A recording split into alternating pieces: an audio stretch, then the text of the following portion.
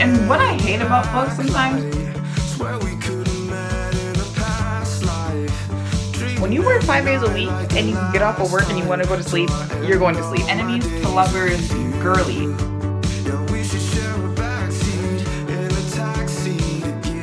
I was supposed to start this video like 4 hours ago, but I knocked out. As soon as I got off of work, I went from my desk to my bed immediately. Y'all know I work from home, y'all. So my bed is right here and my desk is right there. Literally not even a step away. So I saw my bed and I was like, I'm knocking out. It's 7:40. This is the time I start getting ready for bed, doing the things I need to do, eating dinner, all that stuff, and getting ready for my bookish night, my reading. I don't actually have a full bookish night routine. All kind of looks the same. I do need to clean my room. My room's a mess. I've been getting a lot of packages lately. I just kind of throw them on my desk or my dresser and just figure it out later. Like this morning I woke up at like 8 a.m. and I had to rush out the house. There's clothes everywhere because I couldn't find out what I should wear to school. So there's just so much. So I need to clean my room, make dinner, shower. No, what should I do first? Clean my room, shower, make dinner, and then we're gonna read. Okay, let's go.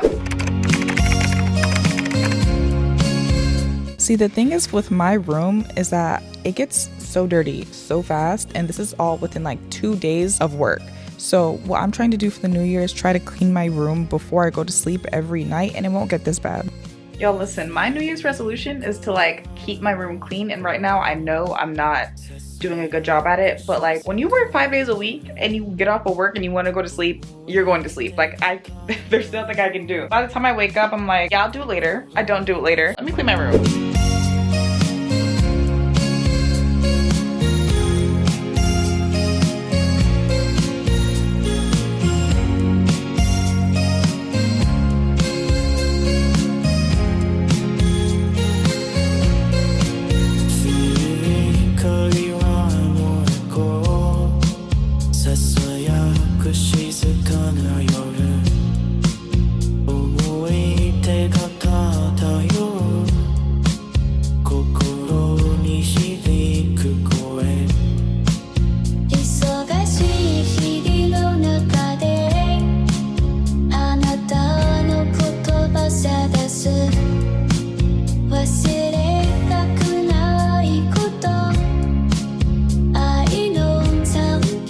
This, I don't know how it got this bad. I just be throwing stuff on here. Like, I'm always in a rush. You guys don't understand. I'm literally always in a rush. Please cut me some slack.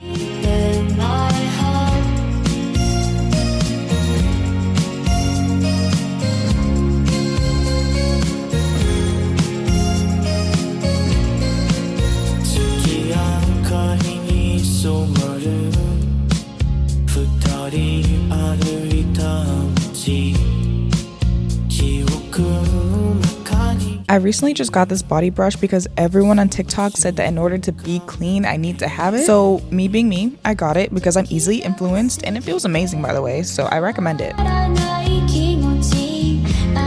My face is a little bit dry because I wanted to show you guys the products that I use while I explain to you what are my bookish must-haves and maybe like what I don't like. If you're new to this channel, I kind of want to reintroduce myself because y'all know I haven't posted in 9 months. I'm just going to reintroduce you to my book channel and what I like in my books, what my favorite genres, tropes, all that stuff while I do my face. The first thing I'm going to put on my face are 3 toners. It's a little bit much, but it's nighttime. I usually put like 1 to 2 toners in the morning, maybe just 1 depending how fast I need to leave the house because I'm never on time. But at night, I usually put 3. So the first toner I'm going to be putting on is the can you see it? Is the Numbuzin number 5 toner. And then I'm going to layer it with the Niacinamide Brightening Toner by Good Molecules. And then the last one, which I'm very sad because it's almost done, bro, is the Tear Milk Skin Toner. So as for my bookish must-haves, bro, well, you already know that if you're on this channel, this is a fantasy romance channel. I read everything fantasy. So like if you come to this channel and you see me reading, it's most likely going to be a fantasy romance, and here and there some regular contemporary romance books sometimes. Oh my gosh, one of my main things that I need to have in the book is forced proximity. Forced proximity, I feel like it wins me every single time, but a lot of authors do it wrong. They think like, oh my gosh, like one bed trope, oh my gosh, it's so cold outside so we have to huddle together.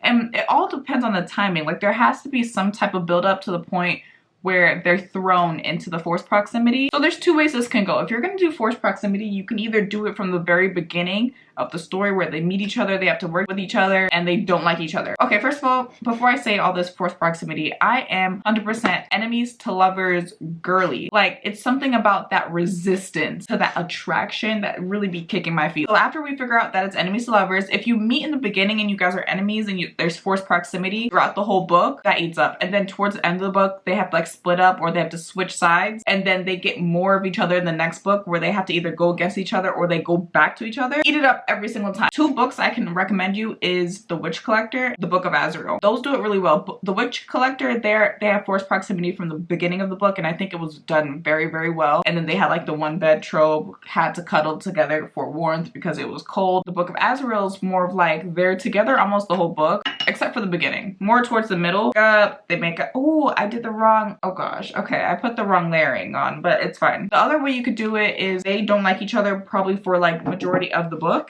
So like the first half of the book, and then they're thrown, like let's say since it's fantasy, there's like usually kings and queens in fantasy or something like that. The king forces them to work together or forces them to train each other. Oh, that leads me in. I love me a trainer ex-trainee book that just eats up every single time. The scenes where they're like training each other, he is helping her, like puts his arm around her holding a bow and arrow. It is just so cute. With that, it ends up being forced proximity because you know almost every other chapter they're gonna be together. There's gonna be a scene with them together. And what I hate about books sometimes, or like fantasy romance, is the fact that you don't know what trope it is sometimes. Like I'll be halfway through the book and I haven't seen one singular trope. It's just a whole bunch of lore, which is not bad. I need to know what I'm expecting. Like you're telling me I'm 50% through the book and I don't even know what I'm expecting. So the next thing I'm gonna put on my face is the Dr. Althea Vitamin C Boosting Serum. This helps with dark spots as well. I just got this the other day. I saw a lot of people on TikTok rave about it, so I was like, let me try it too. Oh, what I absolutely hate in books is miscommunication. You can never get me to like miscommunication books. Like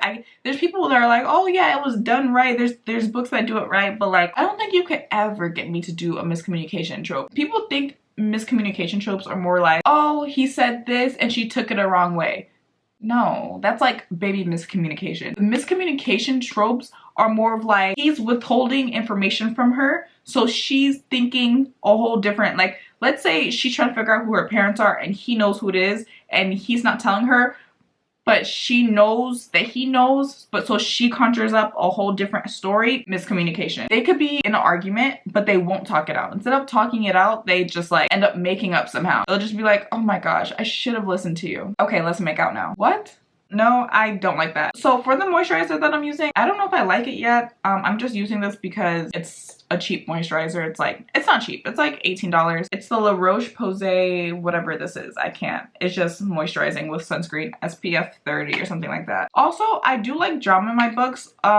You don't get it a lot in fantasy for some reason. You more so get it in like regular contemporary romances, but I love when there's a third girl. No cheating tropes. Let's calm down. I don't like cheating tropes. But when there's a third girl that wants your man, and then the female main character is literally standing on business and literally beats her.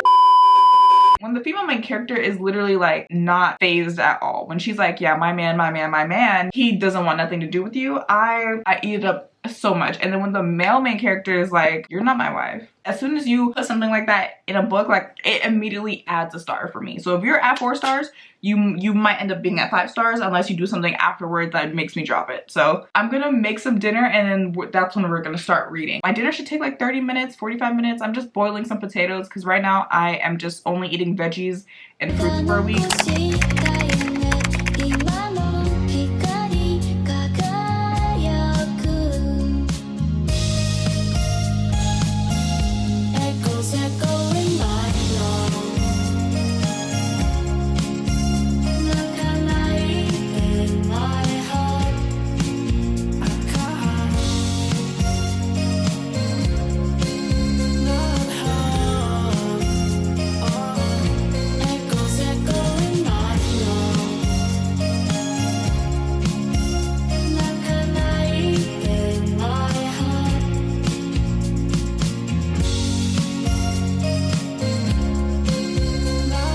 So I was gonna end this off on a reading vlog and give you guys updates on what I'm reading about and what's happening in the book, but like that didn't happen. I was too locked in with the book and then I ended up falling asleep. So like this is where the video ends, and I think I will come out with another reading vlog next week, either this book or the new book I'm reading. So thank you guys for watching, and I'll see you guys next week. Bye.